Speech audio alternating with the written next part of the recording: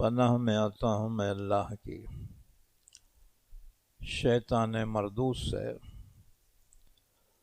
شروع کرتا ہوں میں اللہ کے نام سے جو بڑا مہربان نہایت رحم کرنے والا ہے۔ والعصر، قسم ہے زمانے کی، بے شک تمام انسان خسارے میں ہیں سوائے ان لوگوں کے جو ایمان لائے اور نیک عمل کیے اور آپس میں حق بات کی وصیت کرتے رہے اور آپس میں صبر کی وصیت کرتے رہے۔ بسم اللہ الرحمن الرحیم۔ ویل لکل ہمزۃ لمزہ، ہلاکت ہے ہر اس شخص کے لیے جو طعنہ دینے والے، عیب نکالنے والے،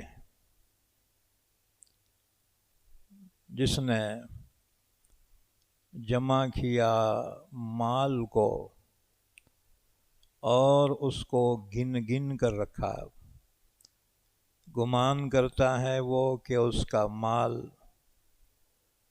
اس کو ہمیشہ رکھے گا، ہرگز نہیں، ضرور بضرور وہ پھینکا جائے گا حطمہ میں۔ اور آپ کیا جانیں کہ وہ حطمہ کیا ہے؟ وہ اللہ کی سلگائی ہوئی آگ ہے جو پہنچیں گی دلوں تک۔ بے شک وہ آگ ان پر بند کر دی گئی ہے بڑے لمبے لمبے ستونوں میں۔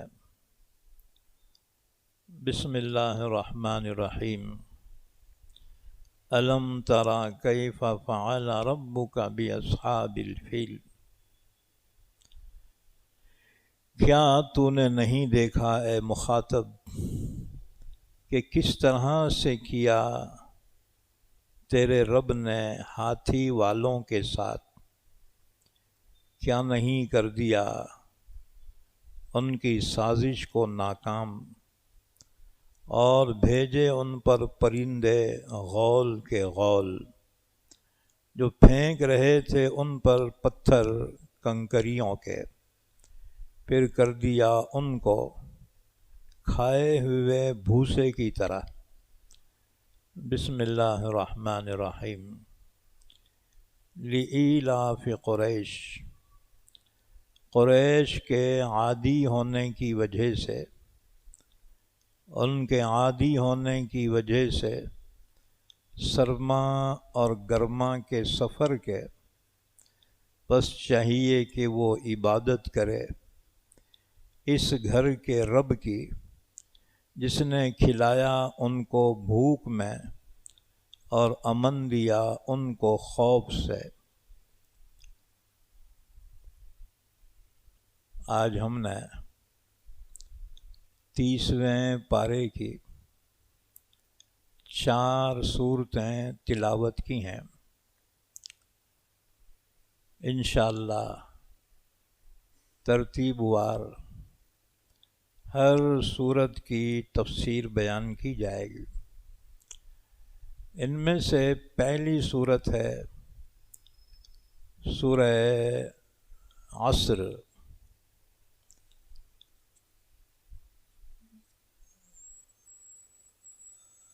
تو پہلے اس سورت کی فضیلت سن لو۔ اس سورت کی فضیلت میں حضرت عبید اللہ بن حصن فرماتے ہیں رسول اللہ صلی اللہ علیہ وسلم کے صحابہ میں سے 2 آدمی ایسے تھے جب وہ آپس میں ملتے تھے تو اس وقت تک جدا نہ ہوتے جب تک کہ ان میں سے ایک دوسرے کے سامنے سورہ عصر نہ پڑھ لے۔ اسی طرح سے حضرت امام شافعی رحمۃ اللہ علیہ فرماتے ہیں، اگر لوگ صرف اسی صورت میں غور و فکر کر لیں تو یہی ان کے لیے کافی ہے۔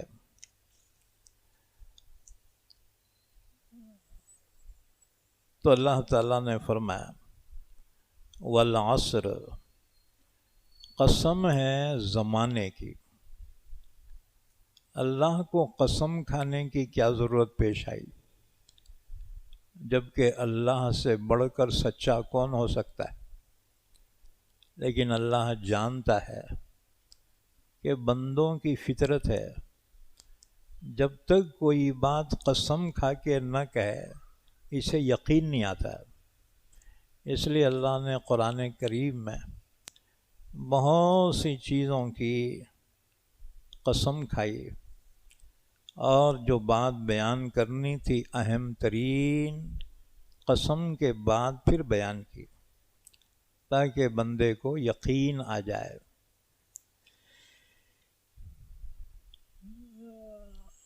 اسی طرح سے ایک اور بات کہ اللہ اپنے مخلوق میں سے جس کی چاہے قسم کھا سکتا ہے، لیکن بندوں کے لیے حکم یہ ہے کہ اگر بہت ضروری ہوا قسم کھانا تو صرف اللہ کی قسم کھائے، اللہ کے سوا کسی اور کی قسم نہ کھائے۔ تو اس صورت شریفہ میں اللہ نے قسم کھائی زمانے کی، والعصر۔ دیکھو عصر کے ایک معنی تو آتے ہیں زمانہ، جو وقت گزرتا ہے نا وہی زمانہ ہے۔ دوسری تفسیر آیت کی یہ ہے کہ عصر سے مراد ہے عصر کی نماز، جو پانچوں نمازوں میں بیچ والی نماز ہے، اور اللہ نے خاص طور سے عصر کی نماز کا اہتمام کرنے کا حکم دیا، جیسے دوسری آیت میں فرمایا حافظوا علی الصلوات والصلاۃ الوسطی، تم لوگ نمازوں کی حفاظت کرو، یعنی نمازوں سے غفلت نہ کرو، ان کے اوقات پر نمازیں ادا کرو، خاص طور پہ بیچ والی نماز۔ حضرت عائشہ رضی اللہ عنہا فرماتی ہیں بیچ والی نماز سے مراد عصر کی نماز ہے، اور اس لیے بھی کہ عصر کا جو وقت ہوتا ہے نا انسانوں کے بیزی ہونے کا وقت ہوتا ہے۔ ہاں جی، مزدور اسی موقع پر ان کو مزدوری ملتی ہے، وہ سیدھا مارکیٹ میں آ جاتے ہیں کہ کچھ تو بھی لے کے گھر کو جائیں گے، ترکاری وغیرہ۔ اسی طرح سے جو گورنمنٹ سرونٹ ہوتے ہیں یا ملازم ہوتے ہیں، ان کے آفس سے چھٹی کا وقت بھی یہی ہوتا ہے، عصر کا وقت۔ وہ بھی سیدھا مارکیٹ میں پہنچتے ہیں کہ کچھ تو بھی لے کے گھر کو جائیں گے، بیزی وقت ہوتا ہے یہ۔ اسی طرح سے عورتیں رات کا کھانا پکانے کی تیاری میں لگ جاتی۔ ہاں جی، رات میں عام طور سے لوگ مغرب کے بعد کھانا کھاتے، تو عورتیں عصر ہی سے رات کے کھانا پکانے کی تیاری میں ہوتی۔ اچھا، بیپاریوں کے لیے یہ وقت اتنا بیزی ہوتا ہے کہ گاہک فل آ جاتے ہیں، ہاں جی، اور گاہک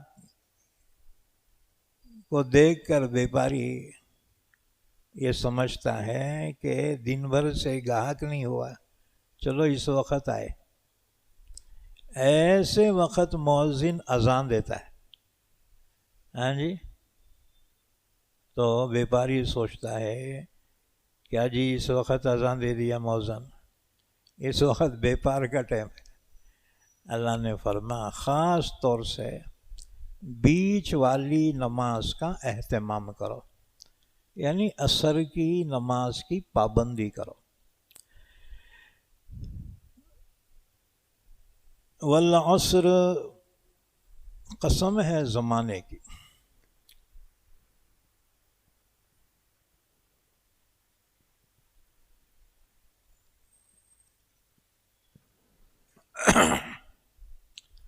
ایک حدیث میں ہے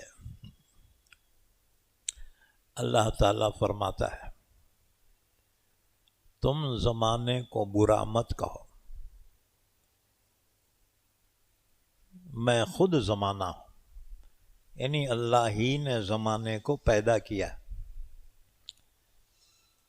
جیسے لوگ کہتے ہیں ارے کیا برا زمانہ آ گیا، زمانہ برا نہیں، تو برا ہے، تیرا معاشرہ برا ہے، تیرا سماج برا ہے، اس لیے زمانے کو برا نہ کہو۔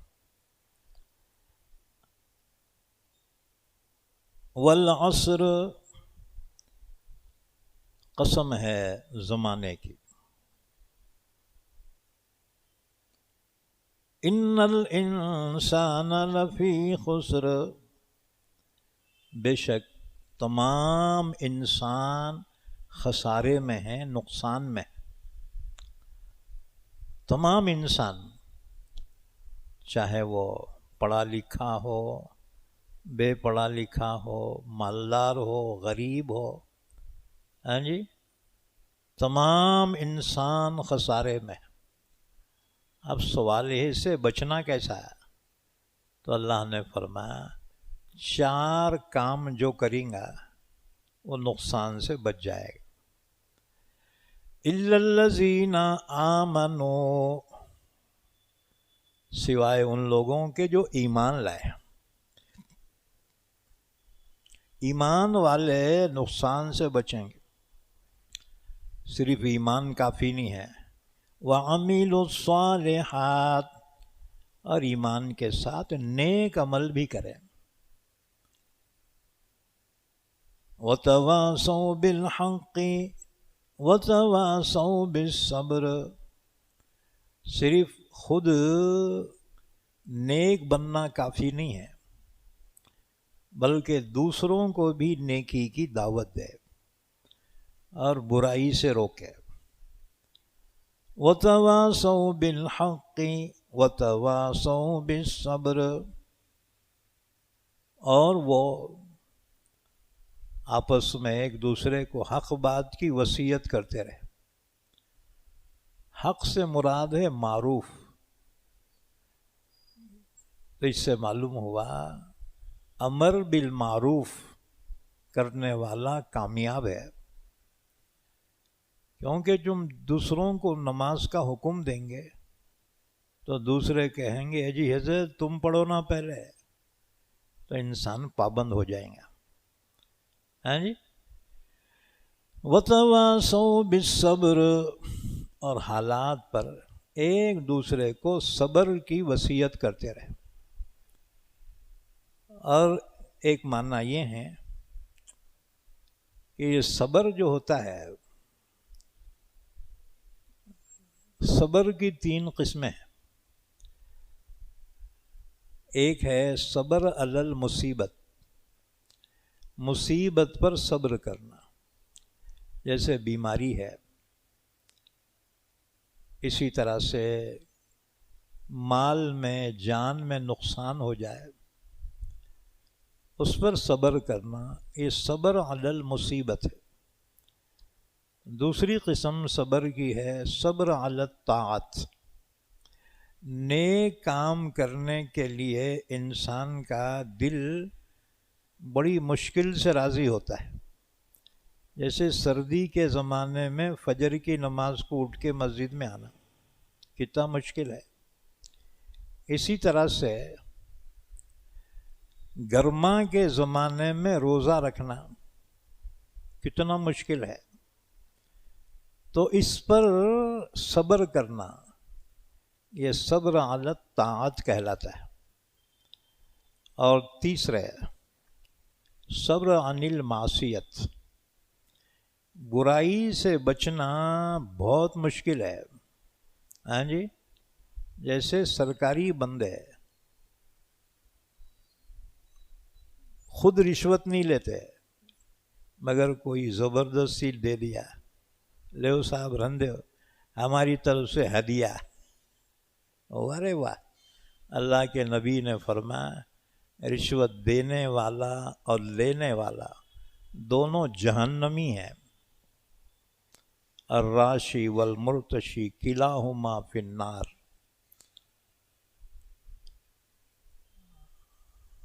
کبھی ایسا ہوتا ہے انسان کا حق ہے لیکن اس کو مل رہا نہیں، اب سامنے والا کہہ رہے اتنے پیسے دیے تو کام کر تو نہیں کرتا، اٹکا دیا نا بیٹا، تو اب اپنا حق دینے کے واسطے مجبوراً رشوت کا دینا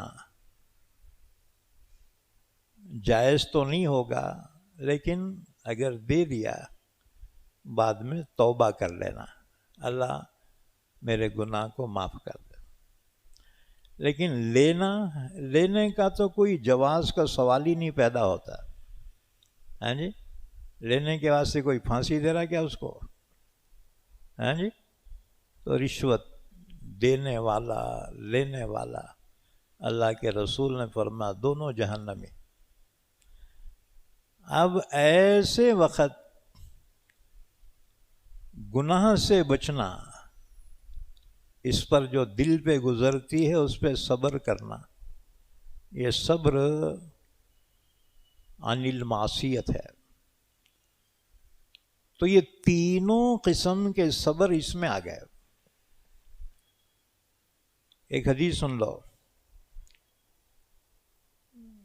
شرح السنہ میں امام بغوی نے یہ حدیث بیان کی ہے۔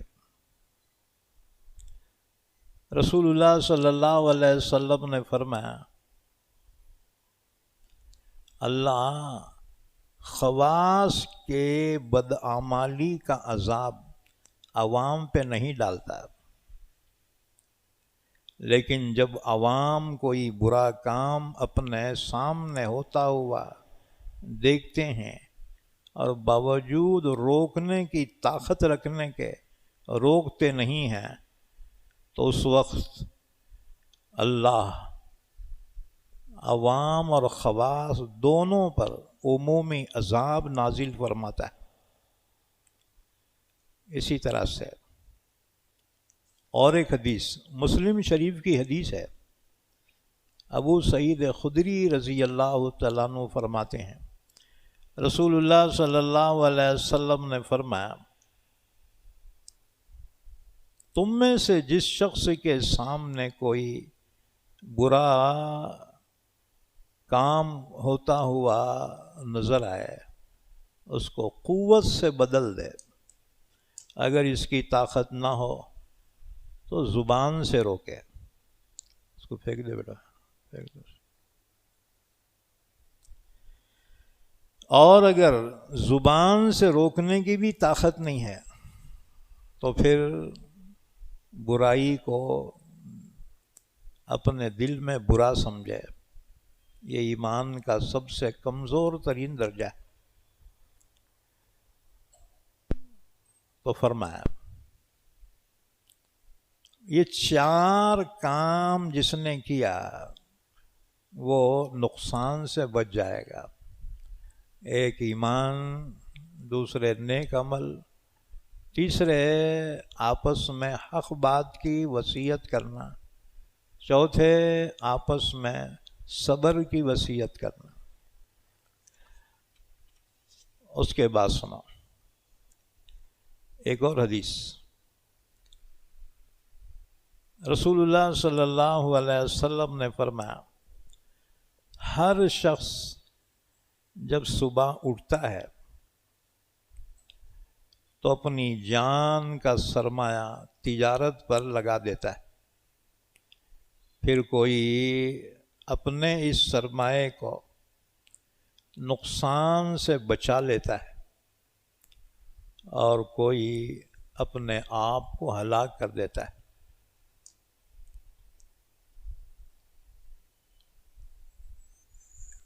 ایک اللہ والے بازار میں پہنچے، دیکھا ایک شخص برف بیچ رہا ہے، برف، اور وہ کہہ رہا ہے لوگوں جلدی سے لے لو ورنہ میں نقصان میں پڑ جاؤں گا، کیونکہ برف پگھلتے رہتا نا جی، تو پگھلا تو اس کا برف ہی ختم ہو جاتا ہے۔ اسی طرح انسان کی زندگی کہ اللہ نے انسان کو زندگی دیا کچھ اچھے کام کرنے کے لیے، اللہ کی عبادت کے لیے، لوگوں کی خدمت کے لیے، تو اپنی عمر کو یوں ہی ضائع نہ کرے بلکہ کسی اچھے کام میں اس کو صرف کرنا چاہیے۔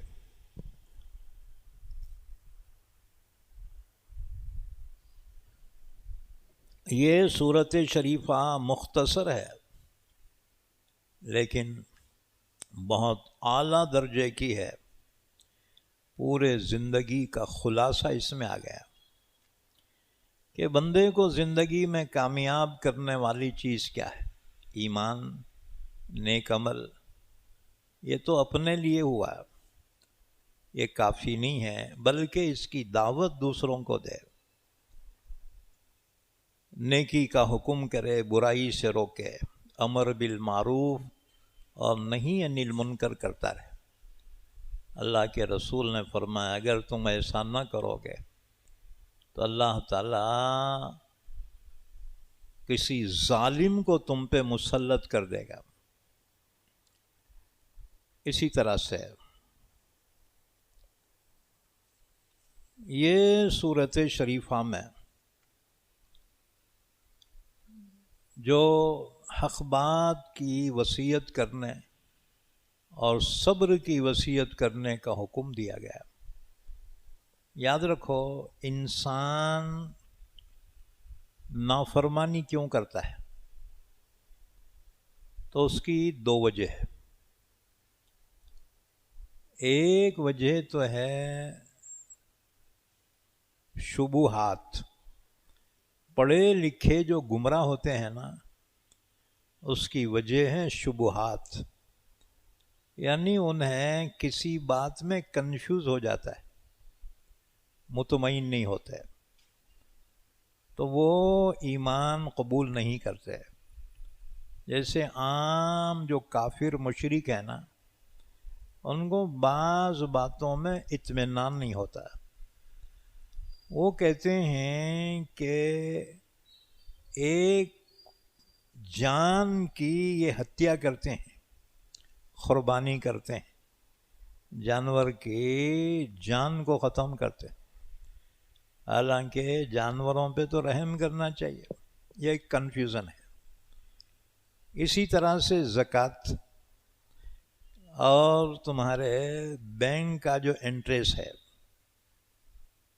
بینک کا انٹریسٹ کے بارے میں لوگوں کو کنفیوژن ہوتا ہے کہ اس کی وجہ سے تو کاروبار میں ترقی ہوتی ہے، پھر اسلام نے انٹریسٹ کو حرام کیوں کہا؟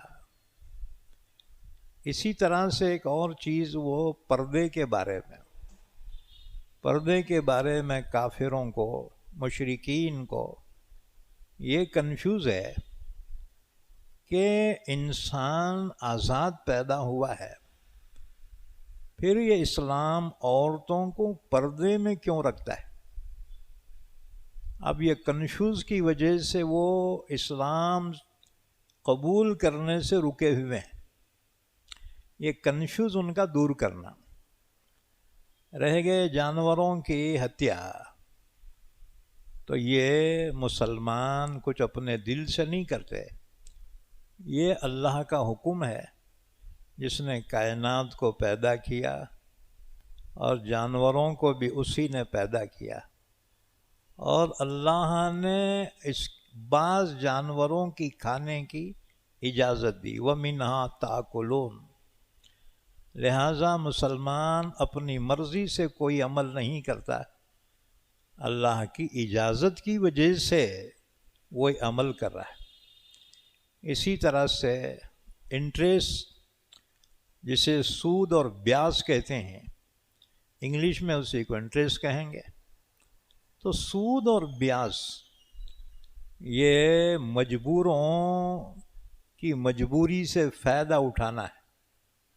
گویا سود خوار غریب انسانوں کا خون چوستے ہیں، اسے تو چاہیے تھا غریبوں کی مدد کرنا تو دور کی بات ہے، اس کے مجبوری سے غلط فائدہ اٹھا کر اسے سود در سود میں مبتلا کرتا ہے۔ بھلا یہ غریب آدمی جو کھانے کے لیے محتاج ہو، وہ تمہارے سود کے پیسے سال ہاں سال کیسے بھرے گا؟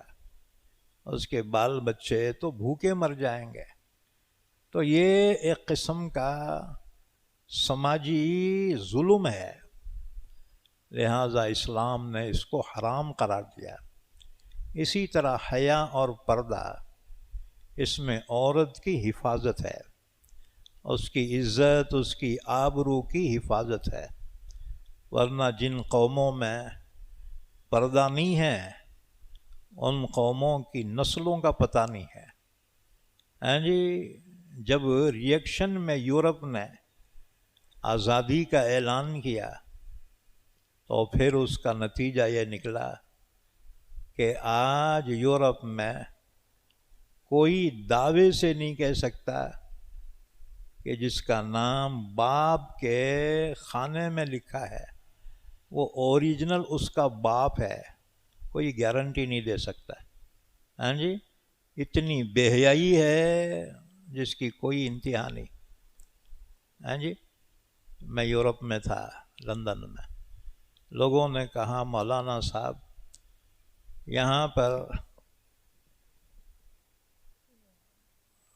5 دن ہر انسان محنت کرتا ہے اور اس کے بعد 2 دن پاگل ہو جاتے ہیں۔ ہاں جی، عورت اپنے بوائے فرینڈ کے ساتھ آزاد گھومتی ہے اور مرد اپنے گرل فرینڈ کے ساتھ 5 دن جتنا کماتے ہیں 2 دن میں پورا ہی اڑا دیتے ہیں۔ جس قوم میں حیا نہ ہو وہاں نسب کا پتہ نہیں ہوتا۔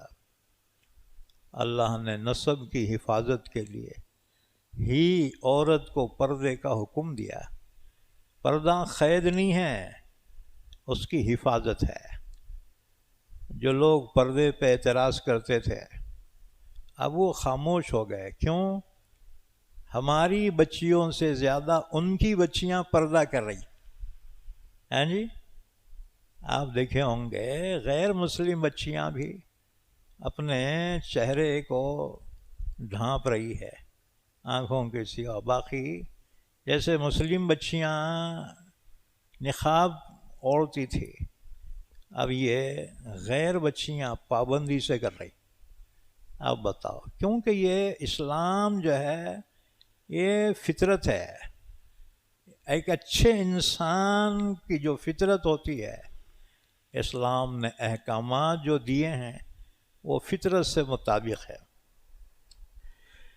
اسی طرح سے غذا کے بارے میں اسلام نے حلال کھانے کا حکم دیا اور حرام سے بچنے کا حکم دیا۔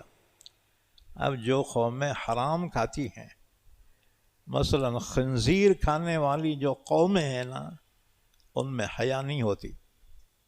جو قوم میں خنزیر کھاتی، انگریز ہیں اتنے ہوشیار بیٹے، چاند پہ چلے گئے، مریخ پہ چلے گئے، مگر ان کی غذا حرام، سور کھانے والی قوم۔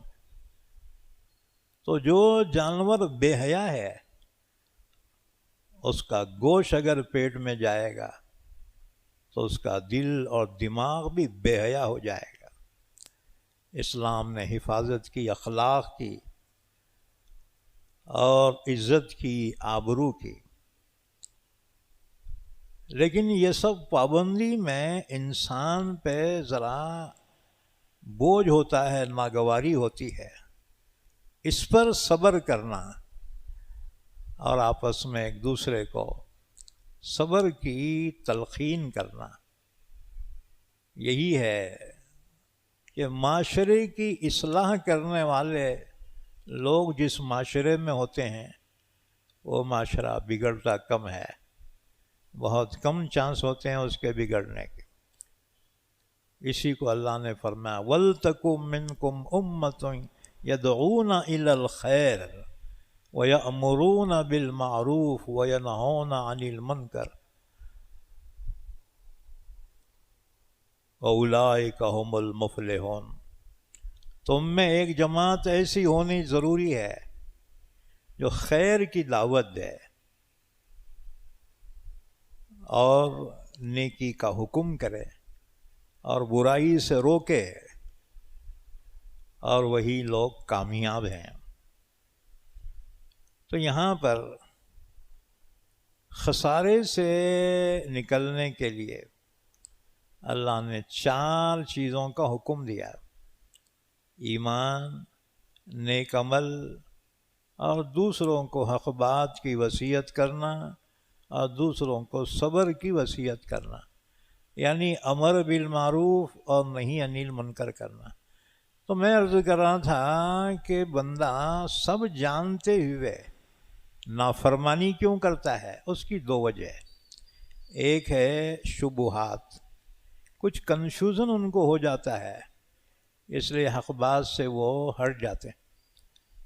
اور دوسری چیز ہے شہوات، یعنی غلط خواہشات، حرام خواہشات کی وجہ سے انسان گناہ میں مبتلا ہوتا ہے، اللہ اس کے رسول کی نافرمانی ہوتی ہے۔ عام طور سے عوام کی گمراہی کا سبب وہ شہوات ہیں، اور پڑھے لکھے سمجھدار دیندار بھی کبھی بہک جاتے ہیں، تو اس کی وجہ شبہات ہیں۔ کہیں نہ کہیں ان کو کنفیوز ہوتا ہے، وہ کنفیوز ہٹ جائے نا، وہ فوراً ایمان لا لیتے ہیں۔ تو فرمایا،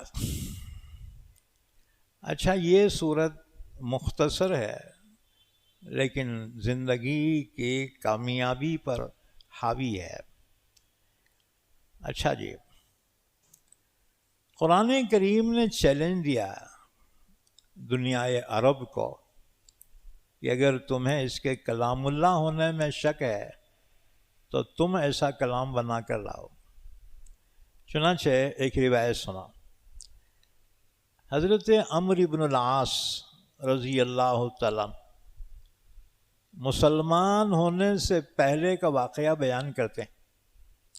جب یہ صورت نازل ہوئی تو اس زمانے میں مسیلمۃ الکذاب نامی ایک شخص نے نبوت کا دعویٰ کیا کہ محمد صلی اللہ علیہ وسلم نبی ہیں تو میں بھی نبی ہوں۔ شاعر بھی تھا وہ، ہاں جی، اپنے قوم کا سردار بھی تھا، لیکن یہ جھوٹا مدعی نبوت تھا۔ تو عمرو بن العاص کہتے ہیں مسلمان ہونے سے پہلے میں اس کے پاس گیا تو مسلمۃ الکذاب نے پوچھا، عمرو کہو آج کل تمہارے نبی پر کیا وحی نازل ہوئی ہے؟ عمرو بن العاص نے جواب دیا، ایک مختصر نہایت فصاحت والی صورت نازل ہوئی ہے۔ مسلمہ نے کہا وہ کون سی ہے؟ ذرا پڑھ کر سناؤ۔ تو عمرو بن العاص نے یہی صورت پڑھ کے سنائی، والعصر ان الانسان لفی خسر، قسم ہے زمانے کی، بے شک تمام انسان خسارے میں ہیں، الا الذین آمنوا وعملوا الصالحات وتواصوا بالحق وتواصوا بالصبر، سوائے ان لوگوں کے جو ایمان لائے، نیک عمل کیے اور آپس میں ایک دوسرے کو حق بات کی وصیت کرتے رہے اور ایک دوسرے کو صبر کی وصیت کرتے رہے، وہ کامیاب ہیں۔ جب یہ سورت پڑھ کر سنائی عمرو بن العاص نے تو مسیلمۃ الکذاب نے کہا ذرا سوچ کر، ارے ایسی صورت میرے پہ بھی نازل ہوئی ہے۔ عمرو بن العاص نے کہا وہ کون سی تو پڑھ کے سنا؟ تو اس نے کہا مجھ پر بھی ایسی صورت نازل ہوئی ہے، اور اس نے پڑھا یا وبر یا وبر انما انت اذنان و صدر وسائرک حقیر فخر۔ کیا معنی تھے؟ اس کے معنی یہ تھے کہ وبر بولے تو ایک جانور ہوتا ہے بلی کے جیسا، اس کے دونوں کان بڑے بڑے ہوتے ہیں اور باقی وہ بہت مختصر ہوتا ہے۔ تو اس نے کہا اے وبر اے وبر، تیری حالت کیا ہے؟ دو کان ہیں، سینہ ہے، اور باقی سب جو ہے بالکل حقیر واہیات ہے۔ کہنے لگا کیوں، کیسی رہی؟ عمرو نے کہا اب میں کیا بولوں، بولنے نہ کو دے میرے کو، یہ فضول بکواس ہے یہ۔ اور کہاں جو محمد صلی اللہ علیہ وسلم پہ نازل ہوئی سورت والعصر ان الانسان لفی خسر الا الذین آمنوا وعملوا الصالحات وتواصوا بالحق وتواصوا بالصبر۔ اس سے پہلے میں نے بتایا تھا کرناٹکا میں 100 سال پہلے کی بات ہوں گی، ایک شخص تھا عبداللہ، اس کے گاؤں کا نام تماپور، عبداللہ تماپوری۔ اس نے بھی کہا میں بھی نبی ہوں۔ ایک مرتبہ وہ چادر اوڑھ کے بیٹھا ہوا ہے، اب لوگ بہت دیوانے ہیں، بہت سارے لوگ جو ہے اس پر ایمان بھی لائے۔ تو انہیں ایک دن چادر ایسا اوڑھ لے کے بیٹھا، تو لوگوں نے پوچھا نبی جی کیا ہو رہا ہے؟ اس نے کہا چپ رہو، وہی نازل ہو رہی۔ پھر پوچھا کیا وہی نازل ہوئی؟ کہاں 3 آیتیں نازل ہوئی ہیں، اگر آپ پڑھ کے تو سناؤ۔ اس نے پڑھا یا ایھا النبیو تماپور میں رہیو باہر کہیں نہ جائیو۔ کہا یہ 3 آیتیں نازل ہوئی۔ اس میں سے خوشار نے کہا نبی جی ایک آیت رہ گئی۔ انہوں نے بولا وہ کیا؟ یا ایھا النبیو تماپور میں رہیو باہر کہیں نہ جائیو ورنہ بہت جوتے کھائیو۔ خیر وہ کرناٹک کی طرف سفر کرتے رہتا ہوں میں، تو معلوم ہوا ان کی جو اولاد ہے وہ ایمان لائی ہے۔ ہاں جی، اللہ نے ہدایت دی اولاد کو۔ تو ایسے کئی لوگ جو ہے اپنے آپ کو کچھ بھی بول رہے۔ ایک صاحب بولے کوئی دہلی میں ہے، انہیں الگ الگ کی باتیں کر رہا، میں امیر المومنین فلاں۔ میں بولا ایسے دیوانے ہر سال پیدا ہوتے رہتے ہیں۔ دنیا میں بیوقوفوں کی کمی نہیں ہے، اور ان سے بڑے بیوقوف ہے جو ویسوں کے چکر میں پڑ جانے والے ہیں۔ ہاں جی، حق کا معیار 2 چیزیں یاد رکھو۔ اللہ کے رسول نے فرمایا میں تم میں 2 چیزیں چھوڑ کر جا رہا، ان کو مضبوطی سے تھام لو تو کبھی گمراہ نہیں ہوں گے۔ ایک کتاب اللہ یعنی قرآن کریم، دوسرے فرمایا وہ سنتی، اللہ کے رسول کی سنت اور آپ کا طریقہ، یہ ہے اسلام۔ اس کے علاوہ جو کوئی پیش کرے وہ اسلام نہیں ہے، یاد رکھو۔ تو ایسے لوگ ہر زمانے میں آتے رہیں گے، دعوے کرتے رہیں۔ اس کے بعد دوسری صورت سورہ ہمزہ۔ سورہ ہمزہ مکے میں نازل ہوئی۔ اللہ تعالیٰ نے فرمایا وَيْلٌ لِّكُلِّ ہُمَزَةٍ لُمَزَةٍ۔ ویل کے معنی ہیں ہلاکت، تباہی، بربادی، اور ایک معنی یہ ہے ویل جہنم میں عذاب کا ایک حصہ ہے، عذاب کی وادی ہے۔ جب وہ اپنی آگ بھڑکتی ہے تو جہنم کی دوسری آگ اللہ سے پناہ مانگتی ہے۔ حضور فرماتے ہیں 400 مرتبہ اس ویل کی آگ سے باقی جہنم کی آگ پناہ مانگتی، اللہ سے پناہ مانگتی۔ اس ویل میں داخل ہوں گا کون؟ جس میں یہ صفات ہوں۔ ہمزہ، حمز کے معنی آتے ہیں تانا دینا۔ کس کو کہا نکٹے، چپٹے، گڈے، ہیں جی، ایسے تانا دیتے نا لوگ۔ اسی طرح گناہ کا تانا دینا، تو تانا دینے والے کے لیے ویل ہے، وہاں کا عذاب ہے۔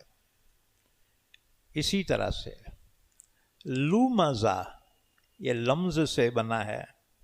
لمز کے معنی کسی کے پیٹھ پیچھے برائی بیان کرنا، یعنی غیبت کرنا، کسی کی چغلی کرنا، ہاں جی، تو اس کے لیے بھی ویل ہے، جہنم کا وہ حصہ جس سے جہنم کے اور حصے پناہ مانگتے۔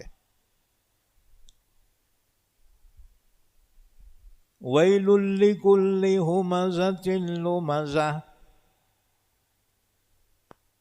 ویل ہے، ہلاکت ہے اس شخص کے لیے جو تانا دینے والے اور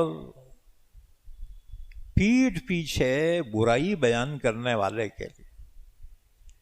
اسی طرح سے نمبر 3 ہلاکت ہے اس کے لیے الذی جمع مالا وعددہ، جو مال جمع کر رہا اور گن گن کے تھپیاں بنا کے رکھ رہا اس کے، جی 100 کے نوٹاں، پھر 100 کے 500 کے بنا رہا، جی، اور تھپیاں بنا کے گن گن کے رکھ رہا، اس کے لیے بھی ویل ہے۔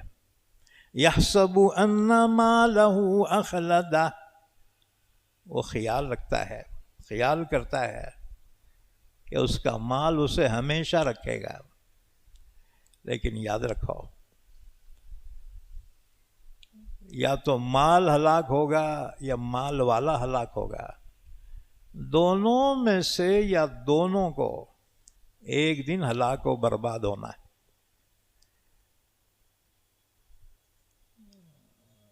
یہ سورت شریفہ کا شان نزول یہ ہے۔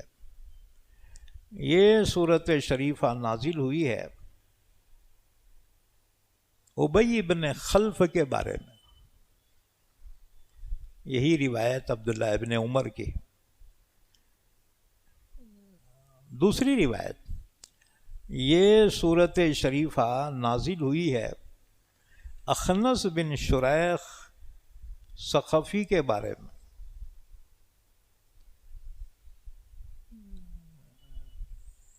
اسی طرح سے اور ایک روایت ابن اسحاق کی روایت ہے، امیہ بن خلف نے اللہ کے رسول کی عیب چینی کی اور طنز کیا، اللہ نے اس کے جواب میں یہ سورت شریفہ نازل فرمائی۔ ایک اور روایت، یہ سورت نازل ہوئی ولید بن مغیرہ کے بارے میں، جو حضور کی غیبت کرتا تھا اور سامنے تانے دیتا تھا۔ اللہ نے اس کے بارے میں یہ سورت شریفہ نازل فرمائی۔ تو یہ 3 چیزیں ہیں جس پر اللہ نے ویل کے عذاب کی دھمکی دی ہے۔ اس لیے ان تینوں سے ہر مسلمان کو بچنا چاہیے۔ کسی کے سامنے تانے دینا، اسی طرح سے کسی کے پیٹھ پیچھے اس کی غیبت چغلی کرنا، اور تیسرے مال جمع رکھنا اور اسی میں مصروف رہنا۔ ایک بات یاد رکھو، جس مال کی زکوٰۃ دی جائے یہ وعید اس کے لیے نہیں ہے جو زکوٰۃ نہ دے کر مال کی تھپیاں لگا رہا ہے اور یہ سمجھ رہا ہے کہ مال جب تک رہے گا تب تک میں رہوں گا۔ ایک حدیث سن لو، حضرت عبداللہ بن مسعود رضی اللہ تعالیٰ عنہ کی روایت۔ رسول اللہ صلی اللہ علیہ وسلم نے ایک مرتبہ ایک چوکور لکیر کھینچی اور ایک لکیر اندر سے کھینچ کے باہر تک کھینچی، اور پھر چھوٹی چھوٹی متعدد لکیریں کھینچی۔ فرمایا کہ یہ بیچ کی جو لکیر ہے یہ تو انسان ہے، اور باہر جو لکیر نکلی ہے یہ انسان کی آرزو ہے، اس کے پلاننگ، اس کی تمنائیں۔ رسول اللہ صلی اللہ علیہ وسلم نے فرمایا انسان کی تمنائیں اس کی عمر سے بھی بڑھ کر ہوتی ہے۔ دیکھو مکان بناتا ہے گارنٹی کا 100 سال کی گارنٹی، لیکن بنانے والا 100 سال تک رہتا کیا ہے؟ انہیں تو پہلے ہی چل جاتا بیٹا۔ ہاں جی، تو انسان کی پلاننگ، اس کی حرص اس کی عمر سے بھی بڑھ کر ہوتی۔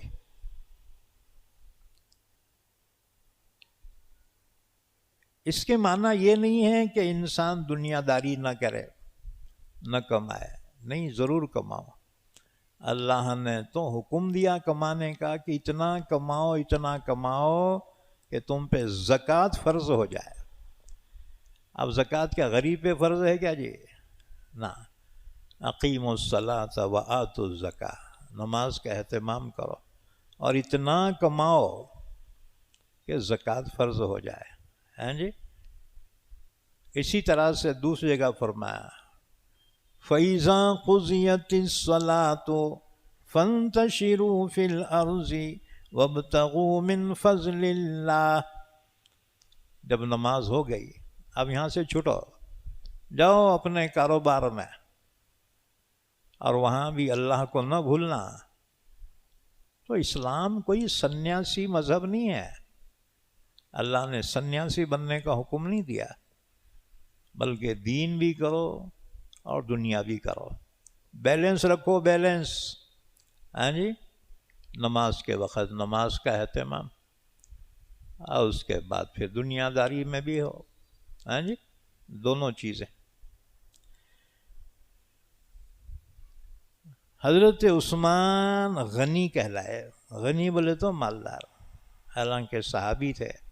معلوم ہوا کہ کمانا اسلام میں منع نہیں ہے، مگر اس میں مصروف ہو جانا، نمازاں بھی جا رہے اور دین کے کاماں بھی چھڑ جا رہے، نہ، ایسی دنیا داری نہیں جو خدا سے غافل کر دے۔ ہاں جی، مولانا جلال الدین رومی فرماتے ہیں چیز تو دنیا از خدا غافل بدن. دنیا کیا ہے؟ اللہ سے غافل ہونا ہی دنیا ہے.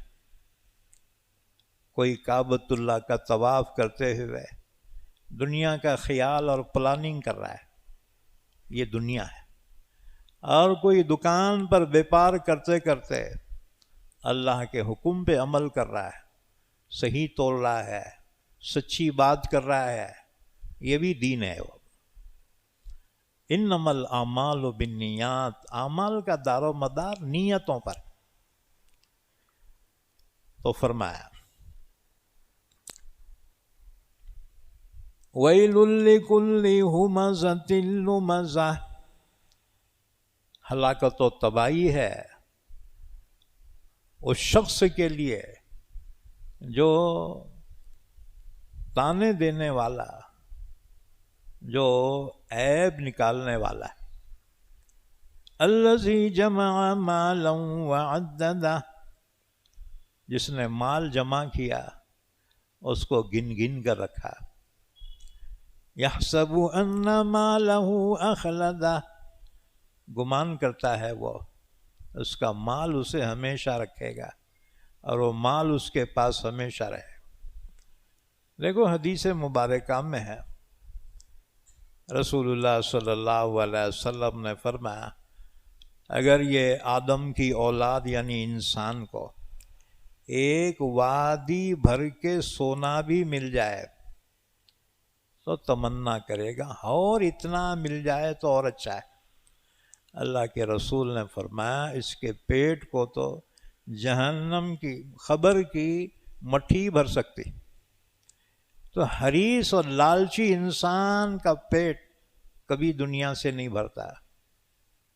اللہ کے رسول صلی اللہ علیہ وسلم نے فرمایا کہ یا اللہ میری امت کو رزق کفاف عطا فرما، اتنی روزی ضرور دے کہ وہ کسی کا محتاج نہ رہے. یہ اللہ کے نبی کی دعا ہے اس امت کو. امت مسلمہ بھوکی نہیں رہے گی. جو محنت کرنے والا ہے نا اللہ اس کو اتنا ضرور دے گا کہ کھا کر پہن کر بس مزے سے رہے، ہاں جی، کسی کا محتاج نہ بنائے. اتنی روزی ہر مومن کو ملے گی بشرطے کہ محنت کرے. ایک مرتبہ رسول اللہ صلی اللہ علیہ وسلم کے پاس ایک غریب شخص آیا. اس نے کہا یا رسول اللہ میں بہت غریب ہوں، میری مدد کیجیے. آپ نے فرمایا تیرے پاس کچھ بھی نہیں ہے؟ کہا جی کچھ بھی نہیں. آپ نے فرمایا کچھ تو بھی ہوں گا. اس نے سوچ کے کہا ہاں ایک پیالہ ہے کٹورا، اس میں ہی کھانا کھاتا ہوں، اس میں ہی پانی پیتا ہوں، اس کے سوا کچھ بھی نہیں ہے. اللہ کے نبی نے فرمایا لے کر آ. وہ لایا. حضور نے صحابہ سے فرمایا بتاؤ تم میں سے کون اس پیالے کو خریدے گا؟ ایک صحابی نے کہا حضور 1 درہم میں لیتا ہوں. حضور نے فرمایا 1 درہم بہت کم ہوتے، ذرا اور بڑھا.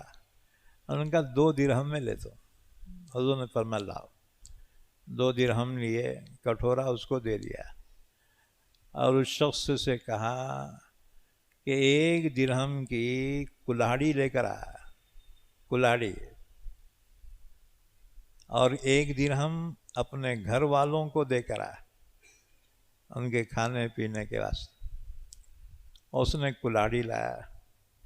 اللہ کے نبی نے دستہ منگایا، ڈنڈا، اور اپنے ہاتھ سے اس ڈنڈے میں کلاڑی کو لگایا. امت کو تعلیم دے رہے ہیں اللہ کے نبی کہ بھیک مت مانگو، کسی کا محتاج نہ رہو،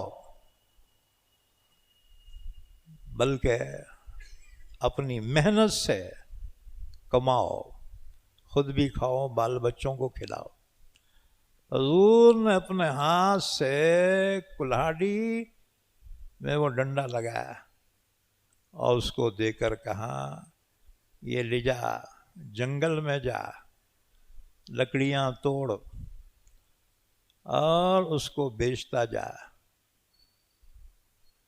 اور فرمایا 8 دن میرے کو دکھنا نہیں یہاں، ورنہ عیدیوں کا ٹھکانہ مسجد ہے جی، کیونکہ کھانے کے سوا مسجد میں سب ہے، ہاں جی، پیشاب پیخانہ، وضو خانہ، غسل خانہ، ہاں جی، یاد رکھو مسجد اللہ کا گھر ہے، عبادت ہی کی نیت سے مسجد میں آؤ، ہاں جی، تلاوت ہے، عبادت ہے۔ تم بولیں گے سو سکتے کیا؟ ہاں سو سکتے ہیں ضرورت کے موقع پہ، لیکن اس کو عیدی خانہ نہ کو، یہ عبادت خانہ چڑھن دے اس کو، ہاں جی۔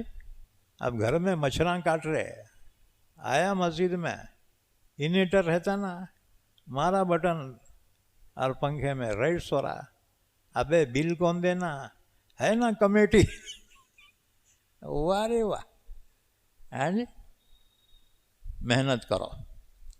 اللہ کے نبی نے امت کو محنت کرنے کا حکم دیا، فرمایا یہ کلہاڑی لے جا اور دن بھر جنگل میں لکڑیاں توڑ، رات میں لا کر بیچ۔ اس طرح سے یہاں 8 دن تک میرے کو دکھنا نہیں، وہ اچھی بات ہے۔ اب وہ محنت کرتے رہا، اب 8 دن کے بعد آیا، حضور نے فرمایا کہو جی کیا حال ہے؟ کہا جی وہ اللہ کا فضل ہے، روزانہ لکڑیاں توڑتا رہا، بیچتا رہا۔ یا رسول اللہ سب گھر کا خرچہ جا کر 10 درہم بچ گئے۔ حضور نے فرمایا بتاؤ یہ بہتر ہے یا وہ بہتر تھا؟ بھیک مانگنے سے بہتر ہے محنت کرو ایمان والو، ہاں جی، ہاں۔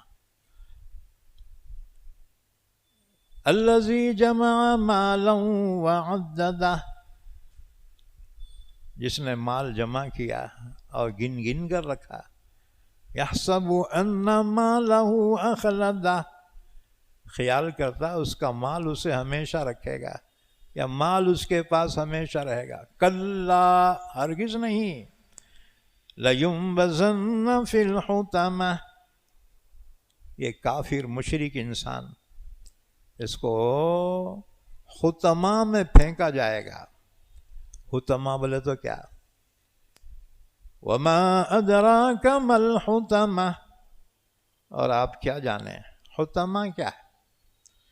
نار اللہ الموقدۃ التي تطلع على الافئدہ، وہ اللہ کی دہکائی ہوئی آگ ہے۔ اللہ کے رسول نے فرمایا، اللہ نے یہ بچوں کو بٹھا، بیٹھو بیٹے جائیں بیٹھو، تو آپ نے فرمایا جہنم کی جو آگ ہے نا، اللہ نے 1000 سال تک اس کو دہکایا، وہ سرخ ہو گئی، پھر 1000 سال اور دہکایا، وہ سفید ہو گئی، پھر 1000 سال اور دہکایا تو کالی ہو گئی۔ دنیا کی آگ سرخ ہے، روشن ہے، لیکن جہنم کی آگ کالی ہے، وہاں روشنی نہیں ہے۔ نار اللہ الموقدۃ التي تطلع على الافئدہ، جہنم کے کئی نام ہیں، اس میں سے ایک نام ہے حطمہ، یہ جہنم کا نام ہے حطمہ۔ اسی طرح جہیم ہے، جہنم ہے، اسی طرح حاویہ ہے، جہنم کے تقریباً 7 نام، اس میں سے ایک ہے حطمہ۔ حطمہ اصل میں اس کے معنی توڑنے کے ہیں، یعنی وہ آگ ایسی ہوگی ہڈیاں چٹکیں گی، نار اللہ الموقدۃ التی، وہ اللہ کی سلگائی ہوئی آگ ہے، التی تطلع علی الافئدہ، جو پہنچے گی سینوں تک، دلوں تک۔ ورنہ دنیا میں دیکھو آگ کسی کو لگ جائے نا تو وہ دل تک نہیں پہنچتی، اس سے پہلے مر جاتا آدمی۔ لیکن جہنم میں موت نہیں ہوگی تو وہ آگ اس کے سینے تک، اس کے دلوں کو جلا دے گی۔ انہا علیہم مؤصدۃ فی عمد ممددہ، بے شک وہ ان پر بندھی ہوئی ہے لمبے لمبے ستونوں میں۔ دیکھو جہنم میں کافر بھی رہیں گے اور گنہگار مسلمان بھی رہیں گے، ہاں جی۔ تو کافراں ان کو تانا دیں گے، کیا رے ہم تو کافر تھے جہنم میں آ گئے، تم تو ہی مسلمان تھے، تم یہاں کیسا کیا؟ اب روز اٹھ کے ان کا سر کھا رہے ہوں گے۔ مسلمان بولیں گے اللہ انہوں بہت جلا کھا رہے ہمارے کو، ہمیشہ تانا دے رہے، کیا رے ہم تو کافر تھے جہنم میں آ گئے، تم تو مسلمان ہو کے جہنم میں کیسا کیا ہے؟ یا اللہ یہ کافراں بہت تانا دے رہے، ہمارے کو معاف کر دے، ہمارے کو جہنم سے نکال دے۔ تو اللہ تعالیٰ فرمائے گا کوئی ہے جو ان کی سفارش کرنے والا؟ تو انبیاء کرام سفارش کریں گے، فرشتے سفارش کریں گے، اللہ کے نیک بندے سفارش کریں گے۔ اللہ ان کی سفارش کی وجہ سے مسلمان جہنمیوں کو جہنم سے نکال دے گا۔ تو کافراں دیکھیں گے ان کی سفارش پہ ان کو جہنم سے چھٹکارا مل گیا، تو کافراں کہیں گے ارے ہماری بھی کوئی سفارش کرنے والا ہے کیا؟ اب جو سفارش کرنے والے بت ہیں وہ بتوں کو ان سے پہلے اللہ جہنم میں ڈالیں گا۔ وقودها الناس والحجارہ، جہنم کا ایندھن انسان اور پتھر ہوں گے، اور پتھر سے مراد جن کی پرستش کرتے ہیں نا کافر مشرک، ان کے بت، ان کو کیوں ڈالیں گے بیچاروں کو؟ ان کی حسرت و افسوس میں اضافہ کرنے کے لیے۔ جن پہ بھروسہ تھا وہی پہلے ہمارے سے جہنم میں ہے، ہمارے کو کیا بچیں گے بیٹے یہ؟ تو جب ایمان والے گنہگار جہنم سے نکالے جائیں گے، اب صرف جہنم میں کافر ہی رہیں گے، اس وقت وہ تمنا کریں گے بار بار ربما یود الذین کفروا لو کانوا مسلمین، بار بار تمنا کریں گے کافر کاش کہ وہ مسلمان ہوتے، لیکن اس وقت کا تمنا کرنا ان کے کام نہیں آئے گا۔ بہرحال جب ایمان والے گنہگار جہنم سے نکال کر جنت میں داخل کیے جائیں گے، اب جہنم میں بچیں گے صرف کافر۔ اب ان کو ہمیشہ ہمیش کے لیے جہنم میں رہنا ہے، تو پھر کیا کیا جائے گا؟ آگ کے بڑے بڑے صندوقوں میں ان کافروں کو ڈالا جائے گا، اور ان کے ڈھکن لگا کے اور بڑی بڑی کیلیں ٹھوک کر جہنم کے تہہ خانے میں ڈال دیے جائیں گے۔ اندر جلیں گے بنیں گے، جلیں گے بنیں گے۔ کلما نضجت جلودہم بدلناہم جلودا غیرہا لیذوقوا العذاب، جہنم میں موت نہیں ہے، تکلیف ہے، ہاں جی۔ وہاں پر پکاریں گے موت موت، ان سے کہا جائے گا لا تدعوا صبورا واحدا وادعوا صبورا کثیرا، ارے ایک موت نہیں، بار بار موت طلب کرو، موت نہیں آئے گی۔ اس طرح سے ان کو آگ کے صندوقوں میں ڈال کر ان کے ڈھکن لگا کے کیلے ٹھوک دے کے جہنم کے تہہ خانوں میں ڈال دیے جائیں گے۔ اس کو فرمایا انہا علیہم مؤصدہ، وہ آگ ان پر بندھی ہوئی ہے فی عمد ممددہ، لمبے لمبے ستونوں میں۔ اس کے بعد تیسری صورت پڑھی گئی، یہ سورہ فیل ہے۔ الم تر کیف فعل ربک باصحاب الفیل، کیا آپ نے نہیں دیکھا؟ یہ دیکھنے سے مراد ہے جاننا، یعنی کیا تم کو نہیں معلوم کس طرح سے کیا آپ کے رب نے ہاتھی والوں کے ساتھ؟ الم یجعل کیدہم فی تضلیل، کیا ان کی سازشوں کو ناکام نہیں کیا؟ بے شک ناکام کر دیا۔ اب اس کے بعد تھوڑی تفصیلات سنا۔ ملک یمن میں ایک خاندان حکمران تھا، اس خاندان کو حمیر کہا جاتا تھا، حمیری، انہی میں بادشاہ کا سلسلہ چل رہا تھا۔ ان کا آخری بادشاہ تھا ذو نواس، یوسف ذو نواس۔ اس کے زمانے میں ایک جادوگر تھا جو بوڑھا ہو گیا تھا، بادشاہ کے پاس رہتا تھا وہ۔ پہلے زمانے کے بادشاہ اپنے پاس جادوگراں بھی رکھتے تھے، کوئی جادو ٹونا نہیں کرنا بلکہ سیفٹی کے واسطے۔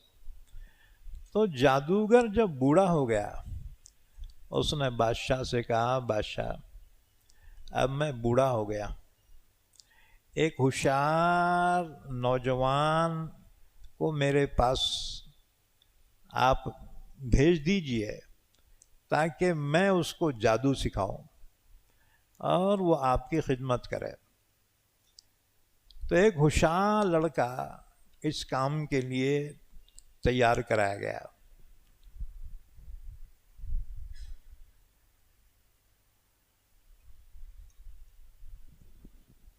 اس کا نام تھا عبداللہ بن تامر۔ وہ نوجوان لڑکا اس جادوگر کے پاس جا کر جادو سیکھنے لگا۔ اب جادوگر جہاں رہتا تھا اس لڑکے کے گاؤں سے اس کا گاؤں دور تھا، دوسرے گاؤں میں رہتا تھا۔ اب یہ روزانہ جاتا اور جادوگر سے جادو سیکھ کر آتا۔ ایک مرتبہ جاتے ہوئے راستے میں دیکھا کہ ایک جگہ عبادت خانے میں ایک بوڑھا شخص لوگوں کو نصیحت کر رہا ہے۔ اس زمانے میں عیسائیت دین برحق تھا، کیونکہ ابھی ہمارے نبی پیدا نہیں ہوئے تھے۔ تو وہ لڑکا جا کر بیٹھا اس کی مجلس میں، اس راہب کے، اس کی باتیں اسے اچھی لگی، اور وہ لڑکا اب جاتے ہوئے تھوڑی دیر وہاں پہ رکتا تھا، اس کی راہب کی باتیں سنتا، پھر جاتا، واپسی میں بھی تھوڑی دیر رکتا، پھر گھر کو آتا۔ اب جادوگر دیر ہوتی تو مارتا تھا، تو دیر سے کیوں آیا؟ اور گھر کو دیر سے آتا تو گھر کے لوگ مارتے تھے، تو دیر سے کیوں آیا؟ یہ چلتا رہا۔ ایک مرتبہ یہ لڑکا جب جادوگر کے پاس جانے لگا تو دیکھا لوگ رکے ہوئے ہیں، یعنی ٹریفک جام ہے۔ اس نے پوچھا لوگ کیوں رکے ہوئے ہیں؟ لوگوں نے بتایا سامنے رستے پہ شیر بیٹھا ہوا ہے، وہ شیر کو ڈر کے کوئی بھی نہیں جا رہا ہے۔ اس لڑکے نے سوچا آج دیکھوں کہ جادوگر کا دین سچا ہے یا راہب کا دین سچا ہے۔ چنانچہ اس نے ایک پتھر لیا اور کہا اگر راہب کا دین سچا ہے تو اس پتھر سے یہ شیر مر جانا، تو میں راہب کے دین پہ ایمان لاؤں گا۔ اللہ کی شان دیکھو، جب اس نے پتھر مارا تو شیر تو مر گیا، لوگوں میں اس کا چرچا ہو گیا، اوہ یہ تو بہت پہنچی ہوئی ہستی ہے، ایک پتھر سے شیر کو مارا، گولی سے نہیں مرتا تو پتھر سے کیسا مریں گا جی؟ لیکن اس نے اللہ کا اسم اعظم لے کر اس نے وہ پتھر مارا تھا۔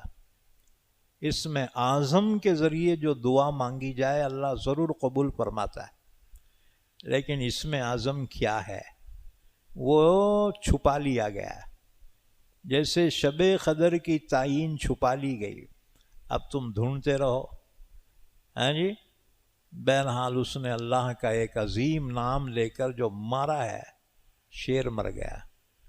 اب لوگوں میں اس لڑکے کی شہرت ہو گئی، اب لوگ اپنے بیماروں کو لانے لگے کہ کچھ تو بھی پڑھو، ابھی اللہ کا نام لے کے پھونکتا تو بیمار اچھے ہو جاتے، پریشان حالوں کی پریشانی ہوتی۔ اب اتنی شہرت ہو گئی اس کی، پوچھو مت۔ اس نے آ کر راہب سے اپنا واقعہ بیان کیا تو راہب نے کہا بیٹا اب تیرا درجہ میرے سے بھی بڑھ گیا، یہ اللہ تعالیٰ کا قرب تجھے حاصل ہوا ہے، لیکن یاد رکھنا اب یہاں سے آزمائشوں کا دور شروع ہوگا، ثابت قدم رہنا، صبر کرنا۔ اور پھر کہا اگر کوئی ایسی بات ہو جائے میرا نام مت لینا، کہا ٹھیک ہے۔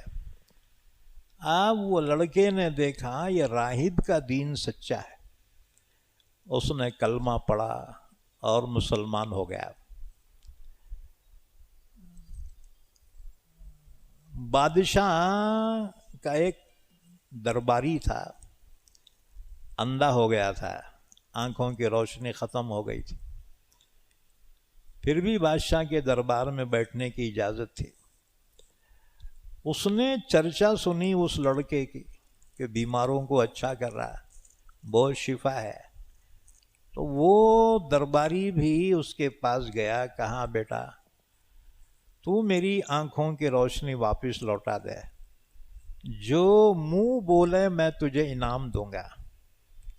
اس نے کہا مجھے انعام کی ضرورت نہیں ہے، بس تمہاری آنکھوں کی روشنی آ گئی تو مسلمان ہو جاؤ، بس اتنا چاہتا ہوں۔ اس نے وعدہ کیا، اس نے اللہ کا اسم اعظم لے کر اس پہ دم کیا، اللہ کی شان، اس کی آنکھوں کی روشنی واپس آ گئی۔ جب یہ دربار میں جا کر بیٹھا تو بادشاہ نے دیکھ کے کہا ابے تو اندھا ہو گیا تھا، اب تیرے کو دکھ رہا کیا؟ اس نے کہا ہاں۔ بادشاہ نے پوچھا کیسا اچھا ہوا، کون کرا رے؟ اس نے اس لڑکے کا نام بتایا۔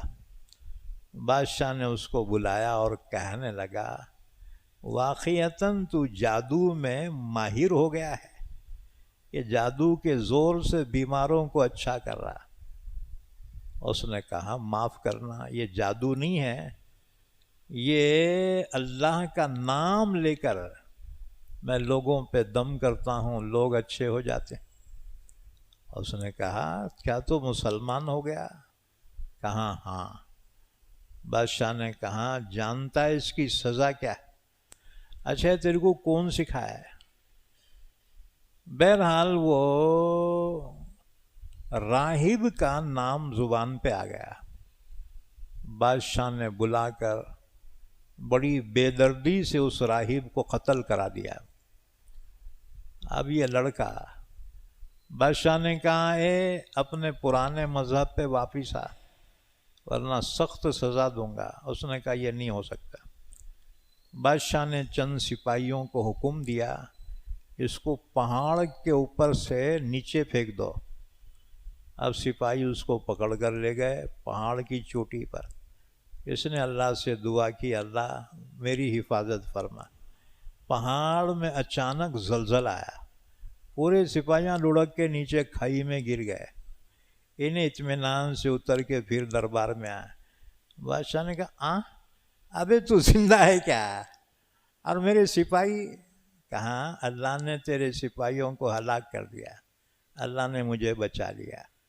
بادشاہ تنگ آ گیا، پھر چند سپاہیوں کو حکم دیا اسے سمندر میں کشتی میں بٹھا کے لے جاؤ اور 20 سمندر میں اس کو سمندر میں پھینک دو۔ جب لے گئے اس کو کشتی میں بٹھا کر سمندر میں، اس نے اللہ سے دعا کی، اللہ تو ہی بچانے والا ہے۔ تو کشتی اچانک الٹ گئی اور وہ تو تیار نہیں تھے، ہاں جی، وہیں لڑک کے پورے سپاہیاں مر گئے۔ انہیں اور واپس آیا، بادشاہ نے کہا ابے اور بچ گیا کیا؟ اس نے کہا میرے رب نے مجھے بچا لیا اور تیرے سپاہیوں کو ہلاک کر دیا۔ بادشاہ تنگ آ گیا۔ بادشاہ نے کہا ارے بتا تیری موت کیسی آتی ذرا بتا۔ اس نے کہا ہاں تو مجھے مارنا چاہتا ہے نا، تو ایک کام کر کہ تمام لوگوں میں اعلان کر دے کہ سب لوگ اس کا تماشا دیکھنے کے واسطے آ جائے، اور مجھے ایک جگہ پہ کھڑا کر کے اور یہ کہہ کر تیر مار، بسمی ربی حاضل غلام، اس لڑکے کے رب کے نام سے میں مار رہا، تبھی میں مر سکتا ہوں۔ بادشاہ نے کہا اچھا، وہاں پیڑا تو چل جاتی۔ اسے سلیب سے باندھا گیا اور یہ کہہ کر تیر مارا، بسمی ربی حاضل غلام، اس لڑکے کے رب کے نام سے۔ وہ تیر اس کی کنپٹی میں لگا اور اس نے اپنا ہاتھ رکھا اور وہیں پر اس کا انتقال ہو گیا۔ جیسے اس کا انتقال ہو گیا، پورا مجمع تقریباً 20,000 لوگ تھے، مرد عورتیں، سب نے بیک آواز سے کہا اس لڑکے کے رب پہ ہم ایمان لاتے ہیں۔ 20,000 آدمی ایمان لا لیے۔ اب بادشاہ ذو نواز کا دماغ خراب ہو گیا، اس نے حکم دیا بڑے بڑے گڑھے کھودے جائیں، اس میں لکڑیاں ڈال کر آگ جلائی جائے، اور جو بھی مسلمان ہوا ہے اس آگ میں زندہ اسے جلا دیا جائے۔ چنانچہ سپاہیوں نے بڑے بڑے گڑھے بنا دیے، اس میں آگ جلوا دی، اور پھر گرفتار کر کے لایا گیا لوگوں کو اور ان کو آگ میں ڈالا گیا۔ اس کو اللہ نے سورہ بروج میں بھی بیان فرمایا، قتل اصحاب الاخدود النار ذات الوقود اذ هم علیہا قعود۔ ان میں سے 2 آدمی بچ کر وہاں سے بھاگے، 20,000 ایمان والے شہید ہو گئے، آگ میں ڈالے گئے، 2 آدمی بچ کر وہاں سے بھاگے، سیدھا وہ ملک شام پہنچے۔ عیسائی بادشاہ قیصر روم کے پاس دربار میں پہنچے اور کہا بادشاہ ایمان والوں کو یوسف ذو نواس حمیری نے اس طرح سے جلا کر مار دیا ہے، ہم جو ہے عینی گواہ ہیں، ہم بچ کر بھاگ کر آئے، لہٰذا اس ظالم بادشاہ کا انتقام لو۔ چونکہ وہ وہاں سے دور تھا، یہ واقعہ ملک یمن میں پیش آیا تھا، یمن میں، اور وہاں سے روم بہت دور تھا۔ اس نے حبشہ کے بادشاہ کو لکھا، نجاشی کو، کہ وہ ملک تمہارے ملک سے قریب ہے، لہٰذا تم فوج بھیج کر ان پر حملہ کر دو، سزا دو ان ظالموں کو۔ چنانچہ حبشہ کے بادشاہ نے 2 سرداروں کی ماتحتی میں ایک زبردست فوج ملک یمن کو روانہ کی۔ ان میں سے ایک تھا اریات اور دوسرا تھا ابرہہ، ابرہۃ الاشرم۔ اریات اور ابرہہ نے ایسا زبردست حملہ کر دیا کہ ان ظالموں کو ہلاک کر دیا، اور بادشاہ یہ دیکھ کر بھاگا، کوئی جائے پناہ نہ ملی تو سمندر میں ڈوب کے مر گیا، اس کا قصہ ہی ختم ہو گیا۔ اب اریات اور ابرہہ دو سرداروں نے پورے ملک پہ قبضہ کر لیا۔ اچھا، بعد میں ان دونوں میں دشمنی ہو گئی۔ یہ بچے کو بٹھا، بیٹھ بیٹھ۔ پھر دونوں میں حسد پیدا ہو گیا کہ کون یہاں کا حاکم بنے گا، گورنر بنے گا۔ تو ابرہہ نے اریات سے کہا کہ پوری فوج کو آپس میں لڑانے سے بہتر ہے تو اور میں مقابلہ کریں گے، ہم میں سے جو مر جائیں گا تو وہ مر جائے گا، جو زندہ رہے گا وہ اس ملک کا حاکم بنے گا۔ اب دونوں میں مقابلہ شروع ہوا، یہاں تک کہ اریات طاقتور تھا، اس نے اٹھا کر ابرہہ کے اوپر جو چہرے پہ وار کیا، ابرہہ کا ہونٹ کٹ گیا، زخمی ہو گیا۔ تو ابرہہ کے غلام عتودہ نے دھوکے سے اریات پر ایسا وار کیا کہ اریات مر گیا۔ ابرہہ کا علاج کروایا گیا، اور پھر ابرہہ ملک یمن کا حاکم بن گیا۔ یہ واقعہ جب حبشہ کے بادشاہ کو معلوم ہوا، اس کو ابرہہ پہ بڑا غصہ آیا۔ اس نے اپنے قاصد کو بھیجا یہ کہہ کر کہ میں اس کو نہیں چھوڑوں گا، اس کی چوٹی کاٹ دوں گا اور اس کے سرزمین کو رون دوں گا۔ جب قاصد نے کہا، ابرہہ بڑا ہوشیار تھا، اس نے کہا اچھا ٹھیک ہے، یمن کی مٹھی لے کر ایک تھیلی میں رکھا، ڈال دیا، اور اپنی چوٹی کے بال کتر کے اس میں رکھا کہ بادشاہ سے کہنا اپنی منت پوری کر لے، اور معافی تلافی کی، قاصد کو ہدیے تحفے دیے۔ قاصد نے جا کر جب یہ کہا تو بادشاہ کا غصہ ٹھنڈا ہو گیا۔ اس کے بعد باضابطہ ابرہہ کو ملک حبش کے بادشاہ نے یمن کا گورنر بنا دیا۔ ابرہہ نے دیکھا کہ عرب، یمن کے جو عرب ہیں، وہ حج کے لیے مکہ جاتے ہیں، کعبۃ اللہ کو جاتے ہیں۔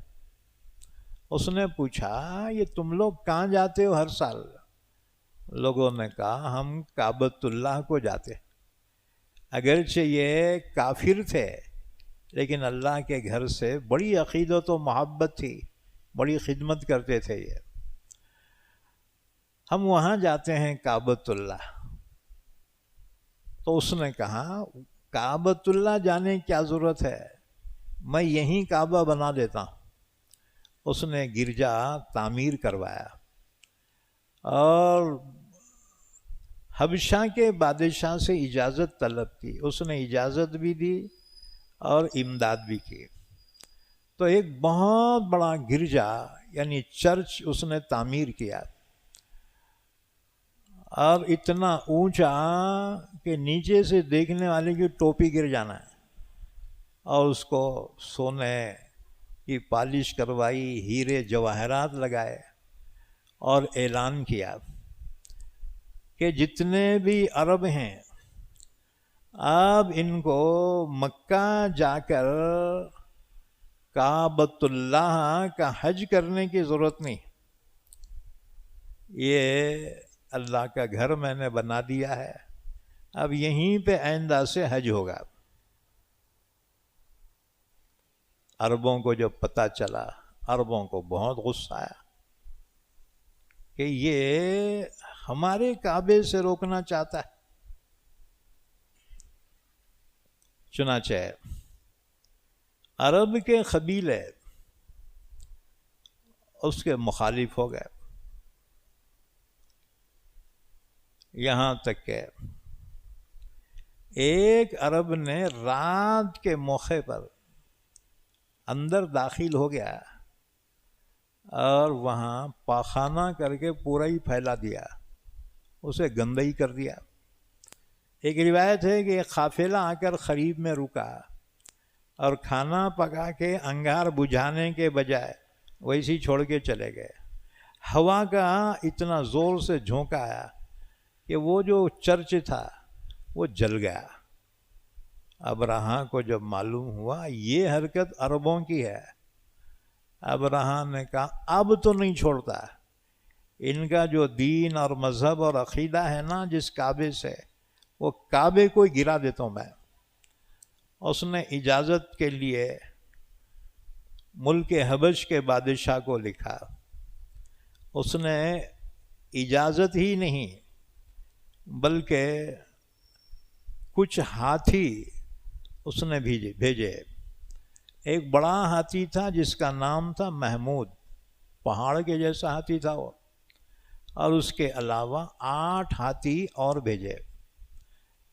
اور مقصد یہ تھا کہ کعبے کو گرانے کا ہے تو کعبے کو زنجیر سے باندھ کر ہاتھیوں کے گلے میں زنجیر باندھی جائے اور ہاتھیوں کو ایک دم ہکایا جائے تو اس کے ساتھ کعبۃ اللہ ایک دم گر جائے گا. عربی زبان میں ہاتھی کو فیل کہتے ہیں. فیل بولے تو ہاتھی، اصحاب فیل بولے تو ہاتھی والے، ہاتھیوں کے لشکر والے. اب اس نے تیاری کی اور تیاری کر کے ایک بڑی فوج کے ساتھ کعبے کو گرانے کے لیے چل پڑا. راستے میں عرب کے قبیلے تھے، ان قبیلوں کو پتہ چلا تو ایک قبیلے والوں نے اپنی فوج جمع کر لی. اس قبیلے کا سردار تھا ذو نفر. اس نے اپنے فوج تیار کی اور کہا اس کو تو ہم مکہ جانے نہیں دیں گے. چنانچہ وہاں جنگ ہو گئی. اللہ کی شان، عرب جو کعبے کی دفاع میں لڑ رہے تھے ہار گئے اور ذو نفر گرفتار کر لیا گیا. ابرہہ نے اس کو قتل نہیں کیا کیونکہ مکے کا راستہ نہیں معلوم تھا. یہ عربوں کے ذریعے سے راستہ معلوم ہو جائے. اس کے بعد وہ آگے چلا اپنی فوج لے کر. عربوں کا ایک قبیلہ خثعم، ان کو پتہ چلا تو اس نے بھی اپنے سردار نفیل بن حبیب کی سرکردگی میں ایک لشکر لے کر اس شاہی لشکر سے مقابلہ کیا. اللہ کی شان، یہاں بھی عرب جنگ ہار گئے اور نفیل بن حبیب گرفتار کر لیا گیا. ابرہہ نے اس کو قتل کرنا چاہا. اس نے کہا کہ دیکھو اس علاقے کے راستوں کو میں جانتا ہوں، میری ضرورت پڑے گی، لہٰذا مجھے قتل نہ کرو. اس نے کہا ٹھیک ہے. یہاں تک کہ جب وہ طائف کے قریب فوج پہنچی تو طائف کے لوگ لات نامی بت کی پرستش کرتے تھے.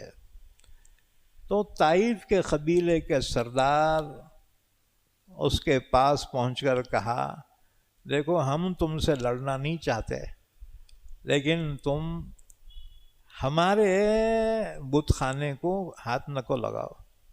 اس نے کہا کوئی بات نہیں. اور طائف والوں نے یہاں تک کہ اپنے ایک سردار کو جس کا نام ابو رغال تھا رہنمائی کے لیے اس کے ساتھ کر دیا. وہ کم بخت کا راستے میں انتقال ہو گیا.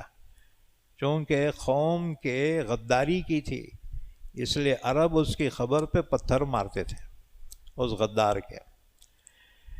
بہرحال یہ لشکر آگے بڑھا، یہاں تک کہ مکے کے قریب میں ایک مقام ہے مغمس، مغمس پہ پہنچا۔ وہاں مکے والوں کے جانور چرا کرتے تھے، اور اس میں خاص طور سے حضور کے دادا عبد المطلب کے 200 اونٹ وہاں چر رہے تھے۔ ابرہہ نے حکم دیا پورے جانوراں گرفتار کر لو، پورے جانور پکڑ لیے گئے۔ ادھر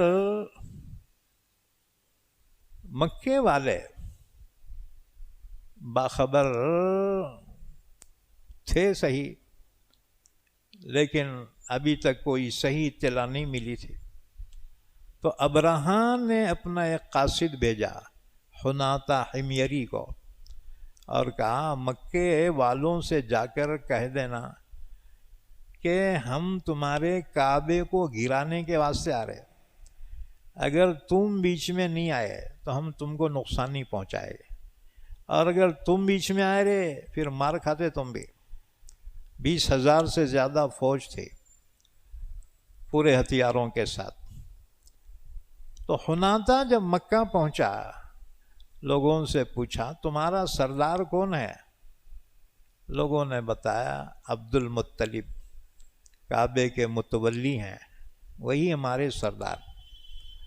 وہ آپ کے پاس پہنچا اور اطلاع دی کہ ابرہہ یمن کا گورنر بہت بڑی فوج لے کر کعبے کو گرانے کے واسطے آ رہا ہے، اگر تم لوگ رکاوٹ پیدا کرو گے پھر تمہاری خیر نہیں ہے، اور اگر تم بیچ میں نہیں پڑو گے تو تمہیں کوئی نقصان نہیں پہنچایا جائے گا۔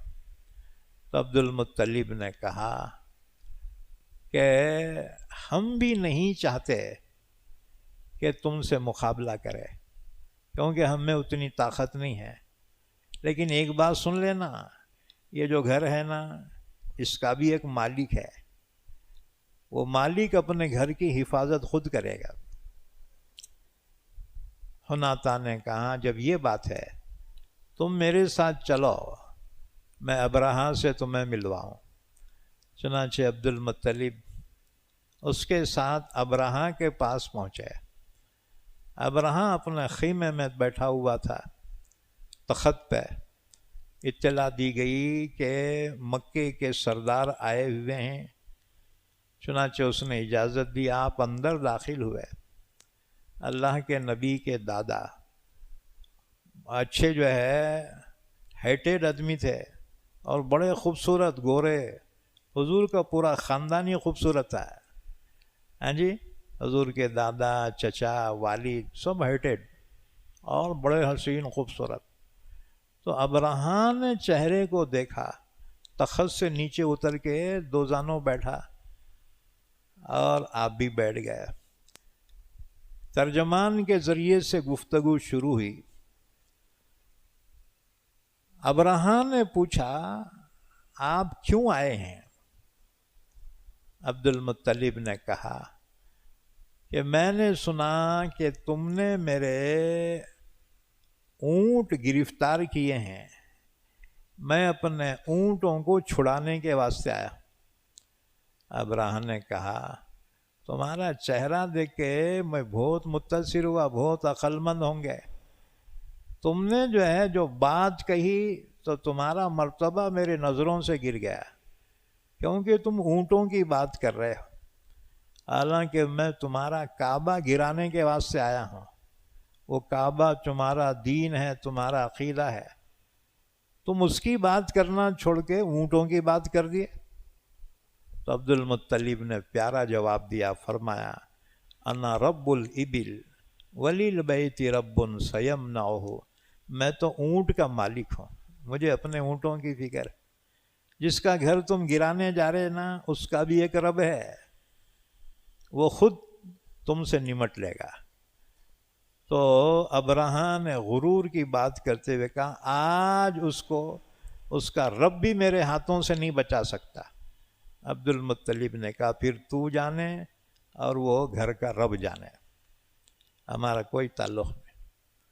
اس نے حکم دیا ان کے اونٹاں واپس کرو۔ 200 اونٹ عبد المطلب کے واپس کر دی۔ عبد المطلب آئے مکے میں، اپنی قوم کو جمع کیا اور فرمایا دیکھو کہ یہ ہاتھی والے لشکر، یہ اس سے تم مقابلہ نہیں کر سکتے۔ اور اس کے بعد کعبۃ اللہ کے پاس آئے، اس کی دروازے کی زنجیر پکڑی، اللہ سے دعا مانگی، اللہ یہ حبشیوں کو،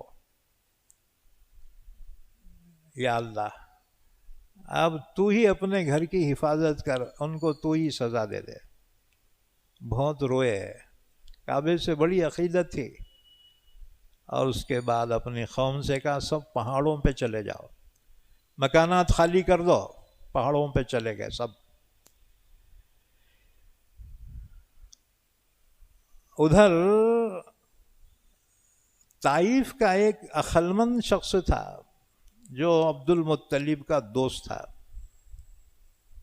آپ نے اس کو بلایا، کہا میرے دوست آج مجھے تیری ضرورت ہے، تیرے مشورے کی، کہ یہ یمن کے ہاتھی کے لشکر والے کعبۃ اللہ کو گرانے کے لیے آئے، ہم تو مقابلہ نہیں کر سکتے، کیا کرنا؟ اس نے کہا کوئی بات نہیں ہے، اونٹ اللہ کے نام پہ قربان کرنے کی نیت کر کے چھوڑ دو، یہ حبشی لوگ دور سے آئے ہیں، یہ اونٹوں کو ضرور ذبح کر کے کھائیں گے، حالانکہ اللہ کے نام پہ چھوڑے ہوئے ہیں، یہ اللہ کے غضب کو دعوت دیں گے اور پھر ان کو اللہ سزا دیں گے۔ چنانچہ ایسی ہی کیا گیا۔ ادھر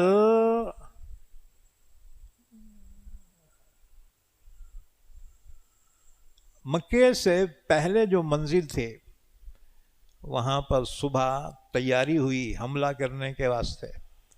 بڑا ہاتھی محمود تھا، سب سے آگے تھا، تو نفیل بن حبیب جو عرب تھا اس نے ہاتھی کا کان پکڑا اور کہا محمود خبردار، یہ اللہ کی بلد امین ہے، یہ امن والا شہر، امن والا علاقہ ہے، آگے بڑھا رہے تباہ ہو جائیں گا دیکھ۔ یہ کہا کہتی ہاتھی نیچے بیٹھ گیا، اب اس کو اٹھا رہے، انہیں اٹھنے کا نام نہیں، اس کے مستق پہ تبروں سے مار رہے، تب بھی وہ نہیں اٹھ رہا۔ اگر اس کو یمن کی طرف چلاتے ہیں اٹھ کے چلتا تھا، جب مکے کی طرف ہکاتے بیٹھ جاتا تھا۔ پھر اللہ تعالیٰ نے پرندے بھیجے، ساحل سمندر سے پرندے اڑے جن کو ابابیل کہا جاتا ہے، ہزاروں کی تعداد میں تھے، اور وہ ان کے چونچ میں ایک پتھر اور ان کے پنجوں میں، دونوں پنجوں میں 2 پتھر، ہر پرندے کے پاس 3 پتھر تھے۔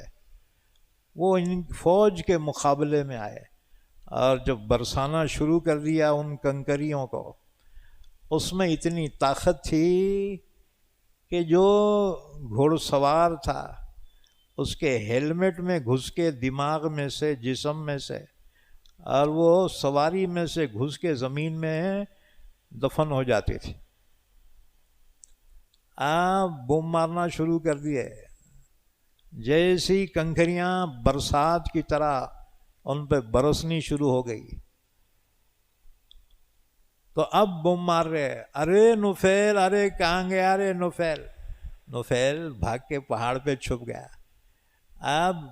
اب یہ بیٹوں کو رستے نہیں معلوم کدھر بھاگنا۔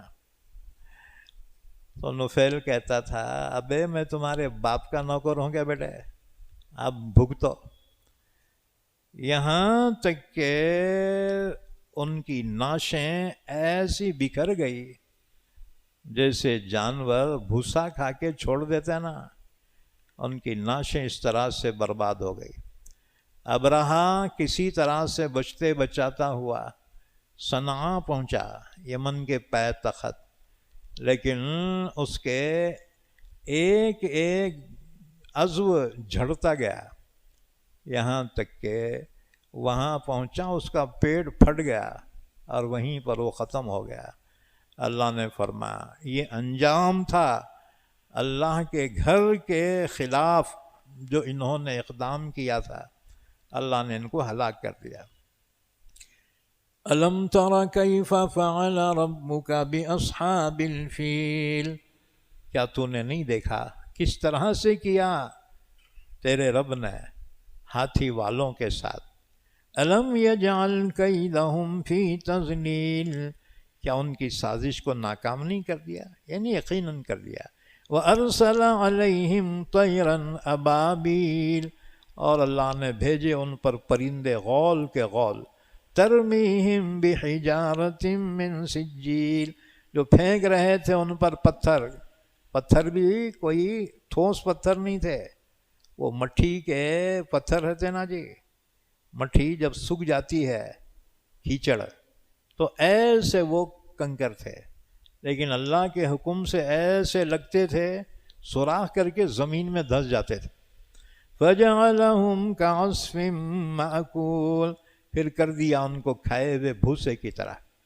سوال یہ ہے ایسا کیوں ہوا جبکہ وہ عیسائی برحق تھے اور یہ عرب بت پرست تھے؟ اللہ نے پھر ان مذہب برحق والوں کو اس طرح سے کیوں برباد کیا؟